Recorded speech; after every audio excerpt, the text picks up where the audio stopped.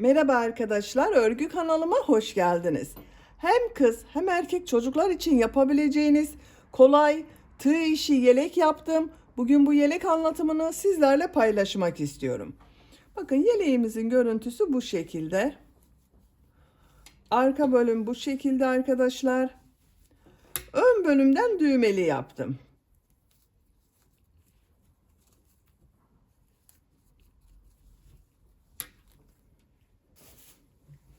Yaka bölümünün buraya bakın, roba bölümüne 3 düğme iliği yaptım. Karşısına düğmeler diktim arkadaşlar. Siz tercihinize göre daha fazla sayıda düğme yapabilirsiniz. Bunu 5, 6, 7 düğmeli olarak yapabilirsiniz. Ben sadece bu roba bölümünde 3 düğme kullanmayı tercih ettim.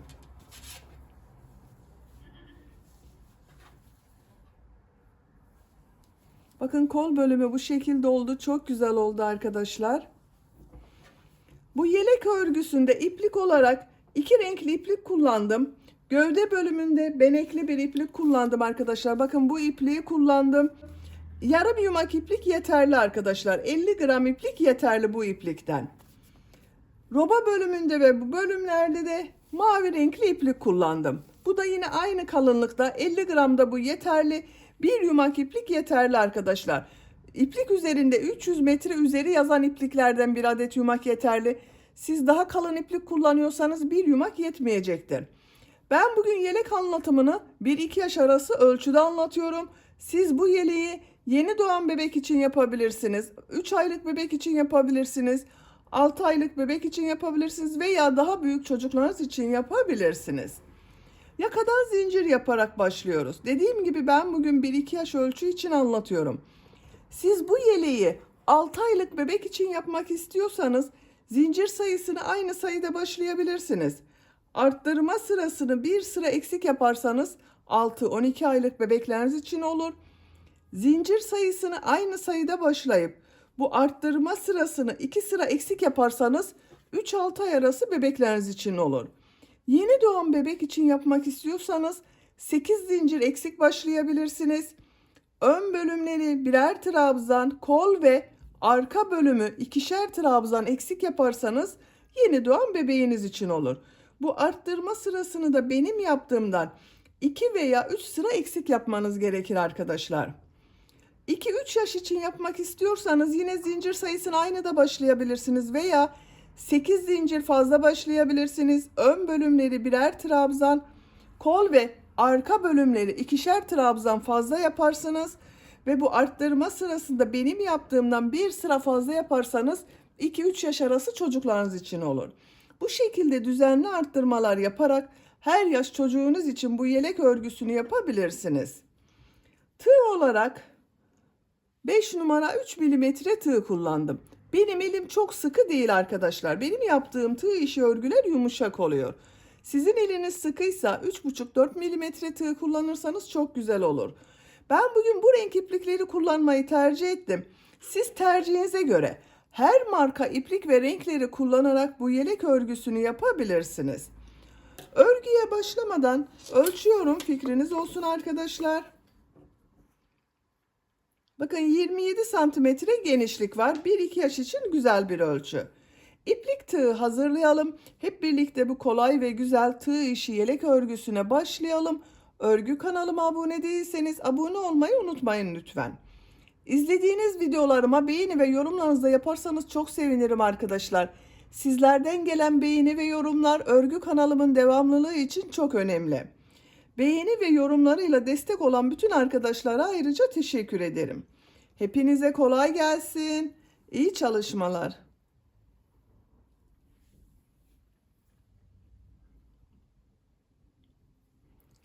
Örgüye yakadan zincir yaparak başlıyoruz. İlk ilmeği ben bu şekilde yapıyorum. Zincirleri yapmaya başlıyorum. Çok sıkı zincirler yapmıyorum. 75 zincir yapalım. 75 zincir yaptım. Bakın çok sıkı zincirler yapmadım. 75 zincirin kaç santimetre olduğunu ölçüyorum.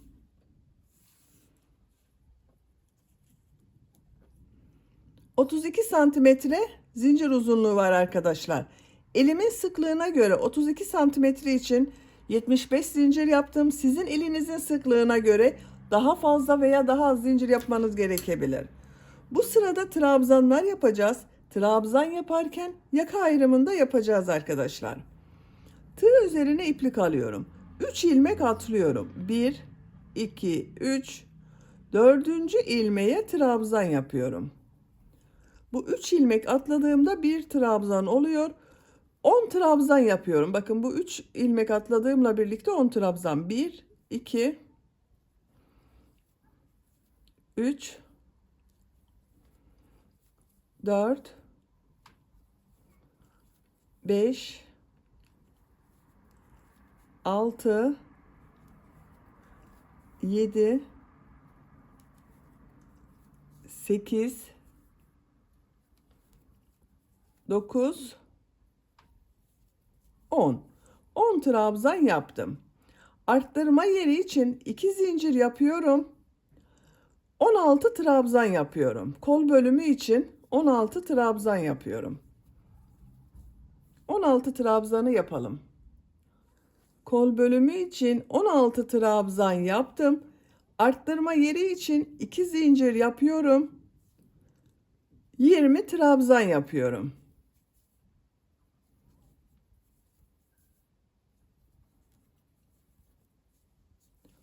Buraya siz kaç trabzan yaptıysanız arkadaşlar, buraya da 2 katını yapacağız.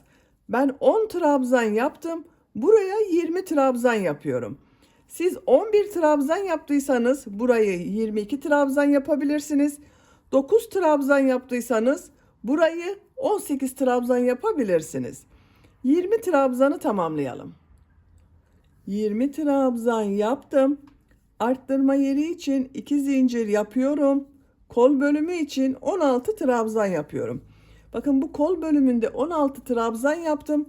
Bu kol içinde 16 trabzan yapıyorum.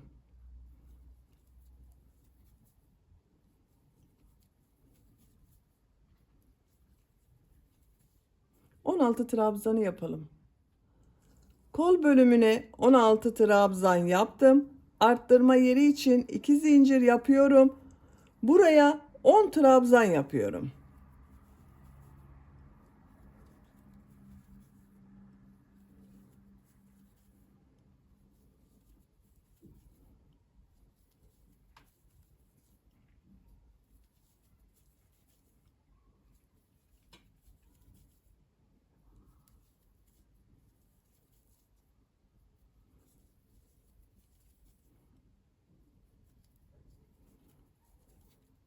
On trabzan yaptım. Bu sırada bakın yaka ayrımlarını yaptım. 10 trabzan yaptım. Sıra sonunda da 10 trabzan yaptım. Kol bölümüne 16 trabzan yaptım. Buraya da 20 trabzan yaptım. İkinci sıradayım. Bir zincir yapıyorum. Örgüyü çeviriyorum. 10 ilmek üzerine 10 trabzan yapıyorum bakın. Buraya kadar devam edelim. 10 trabzan yaptım. Arttırma yerine bu 2 zincir üzerine bir trabzan, 2 zincir, bir trabzan yapıyorum.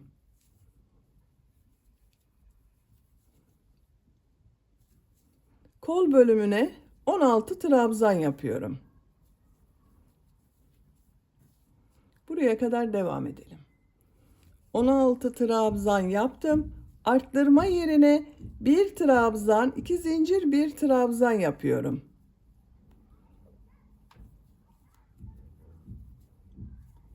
Yirmi trabzan yapıyorum.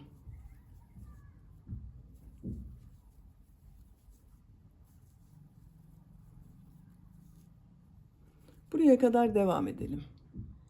Arttırma yerine kadar 20 trabzan yaptım. Arttırma yerine bir trabzan, 2 zincir, bir trabzan yapıyorum.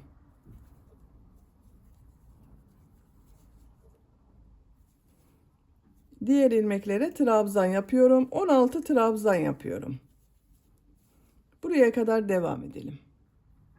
Arttırma yerine kadar 16 trabzan yaptım. Arttırma yerine bir trabzan, 2 zincir, bir trabzan yapıyorum. Diğer ilmeklere trabzan yapıyorum.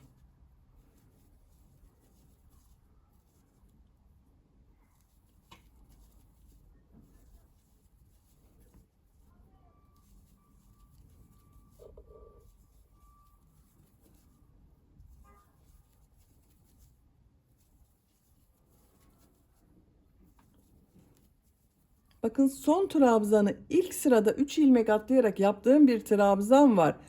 3. zincir üzerine trabzan yapıyorum. Bakın burada bir arttırma yaptım. 2, 4, 6, 8, 10, 11 trabzan oldu arkadaşlar.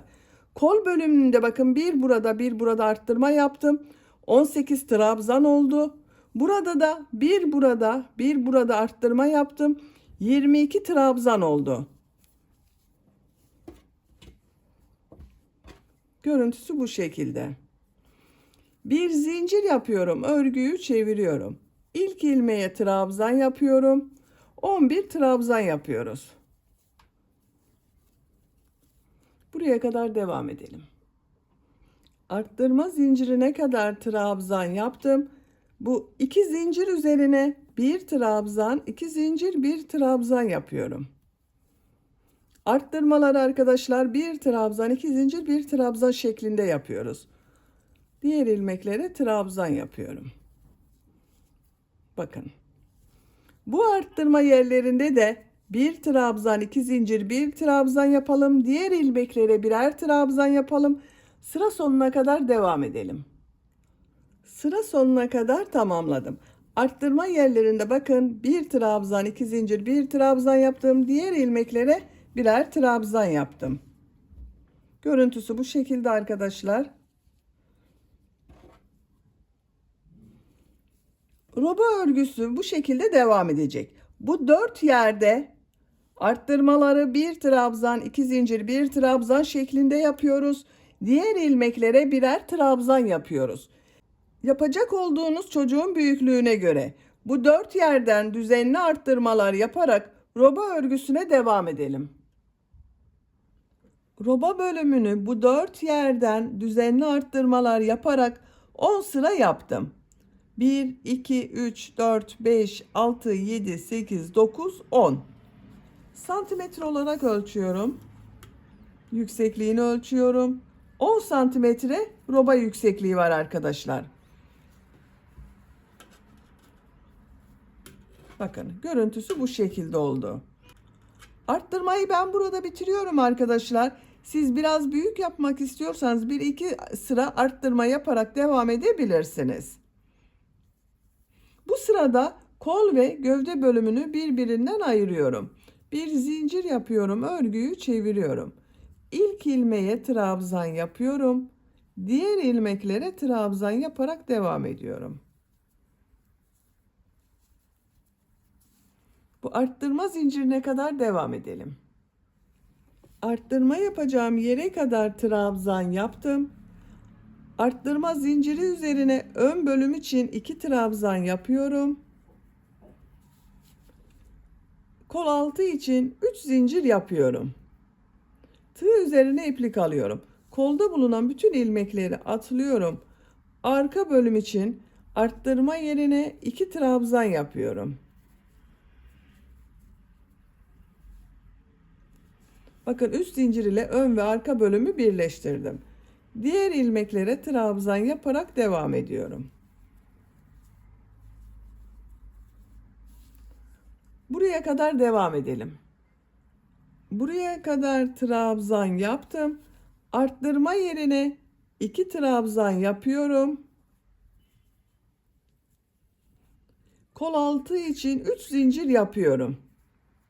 Tığ üzerine iplik alıyorum. Kolda bulunan bütün ilmekleri atlıyorum. Bu arttırma yerine ön bölüm için 2 trabzan yapıyorum.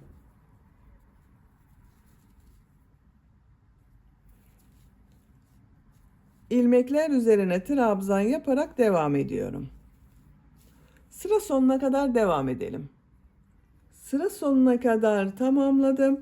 Bu sırada kolları gövde bölümünden ayırdım arkadaşlar. Bakın ön ve arka bölümü kol altında üçer zincir ile birleştirdim.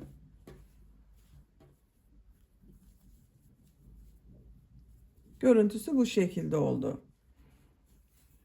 Trabzan sırası yapıyorum. Bir zincir yapıyorum. Örgüyü çeviriyorum. İlk ilmeğe trabzan yapıyorum. Diğer ilmeklere trabzan yaparak devam ediyorum. Kol altında yaptığımız zincire kadar devam edelim. zincire kadar trabzan yaptım. Bakın kol altında 3 zincir yaptım. Bu zincirler üzerine ikişer trabzan yapıyorum. Aynı ilmek içine 2 trabzan yapıyorum.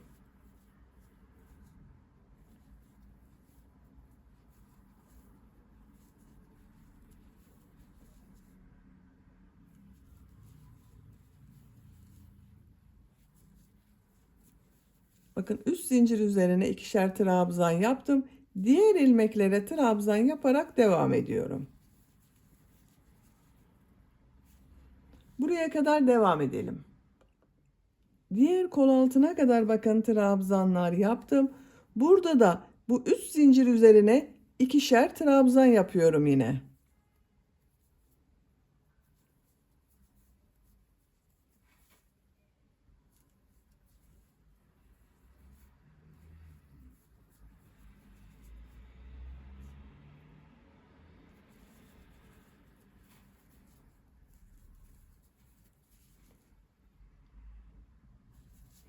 Diğer ilmeklere trabzan yaparak devam ediyorum.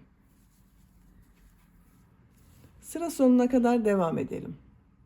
Sıra sonuna kadar tamamladım. Bu renk ipliği kesiyorum. Siz tercihinize göre ipliği kesmeden aynı renk iplik ile devam edebilirsiniz. Ben renk değiştiriyorum arkadaşlar. Bakın bu şekilde oldu. Siz aynı renk iplik ile örgüye devam edebilirsiniz. Ben bu renk bir iplik kullanıyorum. Bakın bu mavi rengin olduğu benekli bir iplik var. Aralarda mavi benekler var. Bu renk iplik ile devam ediyorum. Siz farklı renkli iplikler de kullanabilirsiniz. Bu kestiğim ilmeğe bu renk iplik ile bir ilmek yapıyorum. İpliği bağlayabilirsiniz.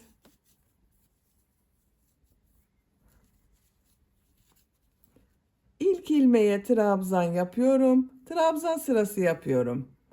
Her ilmek üzerine bir trabzan yapıyorum.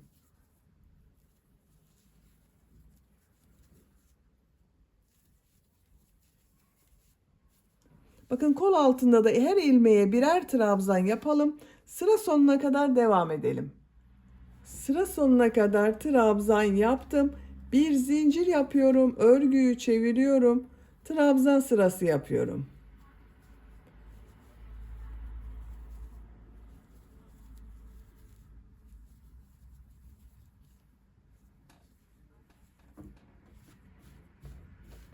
Bakın bu şekilde oluyor arkadaşlar.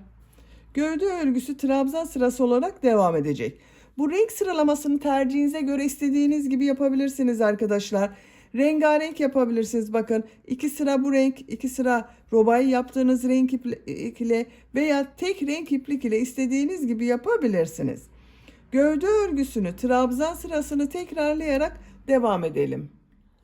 Gövde örgüsünü yapacağım ölçüye göre tamamladım. Kaç sıra yaptığımı sayıyorum. Bakın kol altından sonra mavi renkli iplik ile başladım. 1, 2, 3, 4, 5, 6, 7, 8, 9, 10, 11, 12, 13, 14, 15, 16, 17, 18 sıra yaptım. Santimetre olarak ölçüyorum. 18 santimetre yükseklik var arkadaşlar. Benim yapacağım ölçü için yeterli. Siz biraz büyük yapmak istiyorsanız 1-2 sıra devam edebilirsiniz. Şimdi uç bölümü yapacağız arkadaşlar. Bakın bu renk ipliği kesiyorum.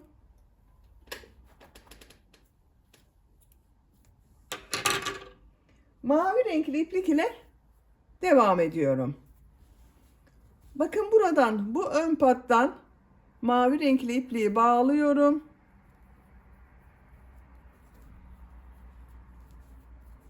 Buradan ilmek yapıyorum. 2 zincir yapıyorum. Tığ üzerine iplik alıyorum. Şu ilk trabzanı düz taraftan boşluktan alıp trabzan yapıyorum. Bu trabzanı ters taraftan bakın şu şekilde trabzan yapıyorum. Düz taraftan trabzan yapıyorum. Bir düz bir ters trabzan yapıyoruz. Bakın şu şekilde yapıyorum.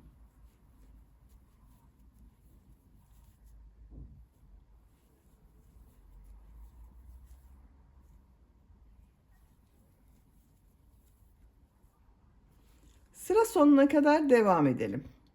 Sıra sonuna kadar tamamladım. Son ilmek üzerine trabzan yapıyorum. Bakın bir düz bir ters trabzan yaptım. Görüntüsü bu şekilde oldu.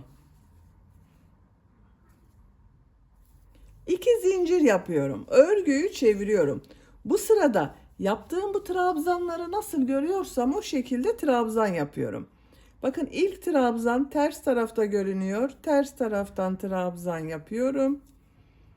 Düz tarafta görüyorum. Düz taraftan trabzan yapıyorum.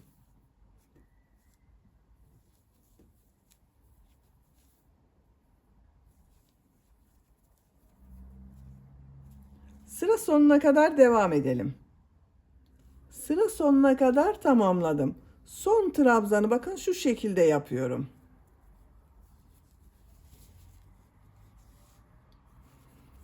İki zincir yapıyorum. Örgüyü çeviriyorum. Bu sırada yine nasıl görüyorsam o şekilde trabzan yapıyorum. Düz taraftan trabzan yapıyorum. Ters taraftan trabzan yapıyorum.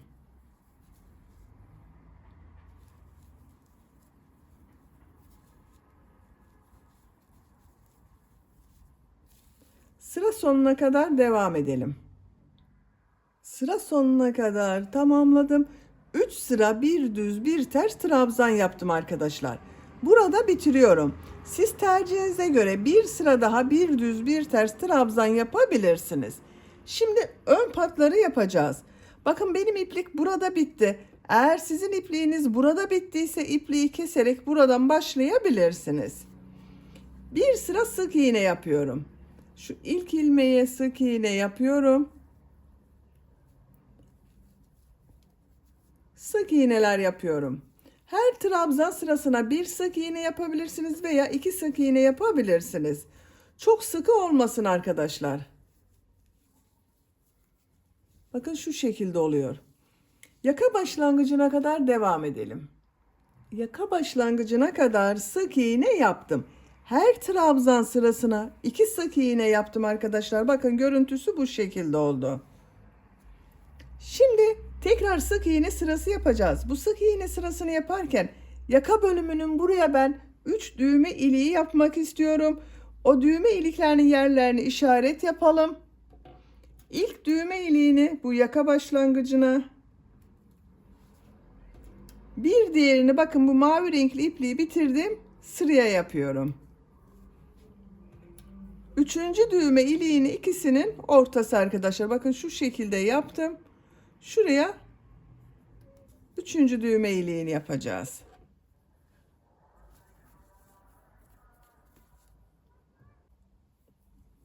Bir zincir yapıyorum. Örgüyü çeviriyorum. İlk ilmeğe sık iğne yapıyorum. Düğme iliği için 3 zincir yapıyorum. 2 ilmek atlıyorum.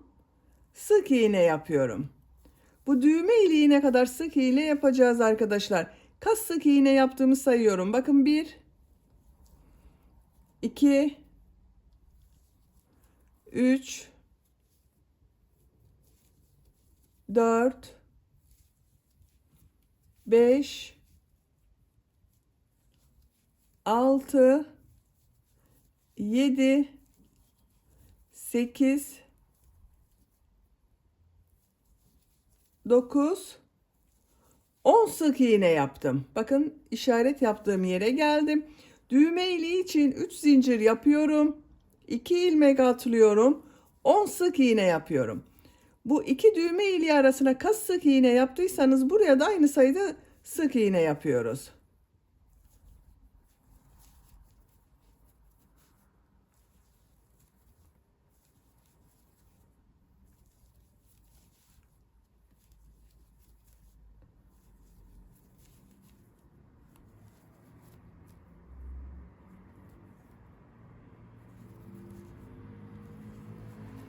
On sık iğne yaptım bakın buraya.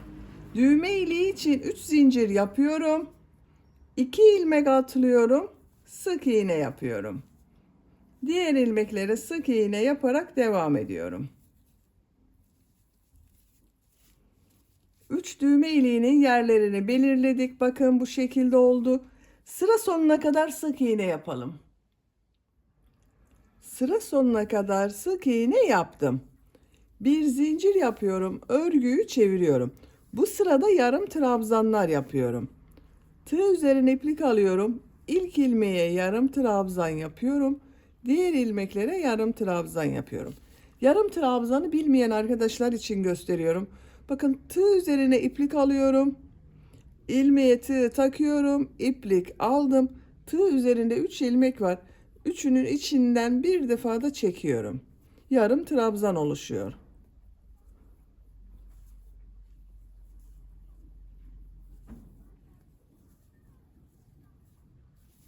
Düğme iliğine kadar devam edelim. Düğme iliğine kadar yarım trabzan yaptım. Düğme iliği için bakın buraya 2 ilmek atladım. Üst zincir yaptım. 2 ilmek atladığım için bu üst zincir üzerine 2 yarım trabzan yapıyorum. 10 yarım trabzan yapıyorum.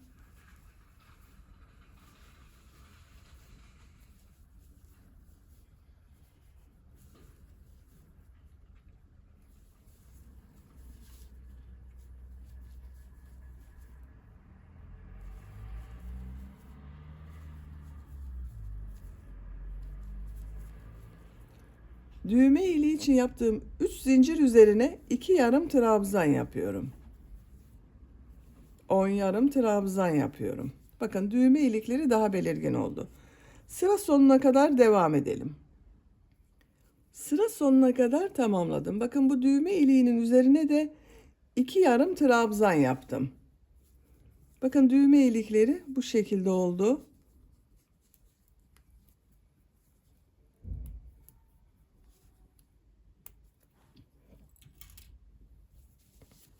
Yaka çevresinde sık iğne yaparak devam ediyorum. Bu ilmeğe sık iğne yaptım. Bakın şu şekilde sık iğneler yapıyorum.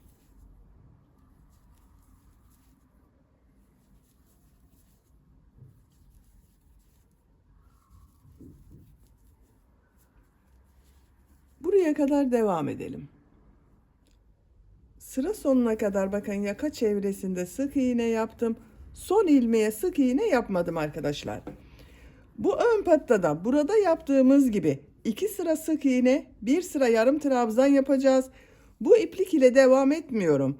Bu ipliği son sırada yarım trabzan sırası yaparken kullanacağız. İplik içinden diğer ucunu çıkarıyorum. Yaka başlangıcına ipliği bağlıyorum.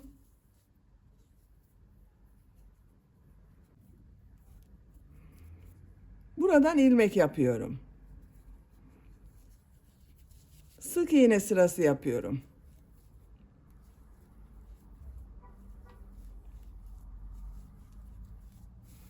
Sıra sonuna kadar devam edelim. Sıra sonuna kadar sık iğne yaptım. Bir zincir yapıyorum, örgüyü çeviriyorum, sık iğne sırası yapıyorum.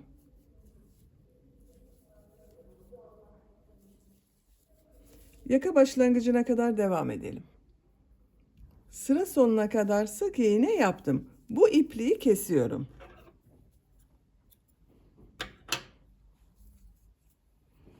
Burada beklettiğim iplik ile devam ediyorum.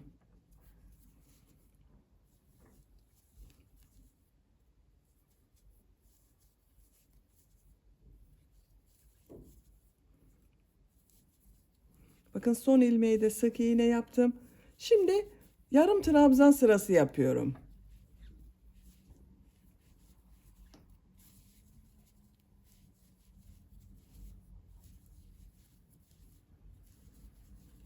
Bakın buranın devamı olduğu için düzgün bir görüntü oldu burada arkadaşlar. Sıra sonuna kadar devam edelim. Sıra sonuna kadar tamamladım. İpliği kesiyorum arkadaşlar. Bakın son sıra olarak burada da bir sıra yarım trabzan sırası yaptım. Görüntüsü bu şekilde oldu. Bu düğme iliklerinin tam karşısına buraya düğmelerini dikerek kullanabiliriz. Şimdi kol örgüsünü yapalım. Bakın kol örgüsünün birisini ben bu şekilde yaptım. Diğer kol örgüsünü sizinle yapalım. Bu renk iplik ile minik pıtırcık modeller yapıyorum. Siz bu şekilde de kullanabilirsiniz. Kol altından başlıyorum. Bakın 3 zincir yaptım. Ortada bulunan zincire ipliği bağlıyorum.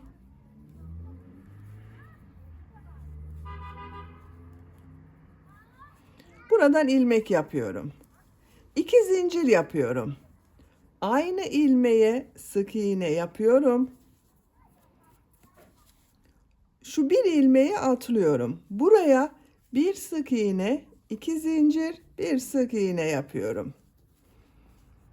Bakın şu ilmeği atlıyorum, bir ilmeği atlıyorum. Buraya bir sık iğne, 2 zincir, bir sık iğne yapıyorum. Aynı ilmek içine. Bir ilmek atlıyorum. Bir sık iğne, 2 zincir, bir sık iğne yapıyorum. Sıra sonuna kadar devam edelim.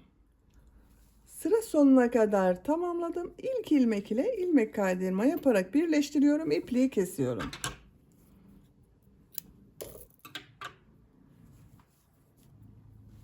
Bakın kol çevresinde pıtırcık model yaptığım görüntüsü bu şekilde oldu. Bakın çok güzel oldu arkadaşlar.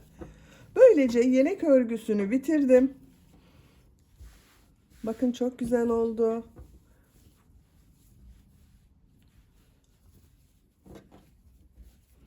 Bitmiş olarak ölçülerini söylüyorum.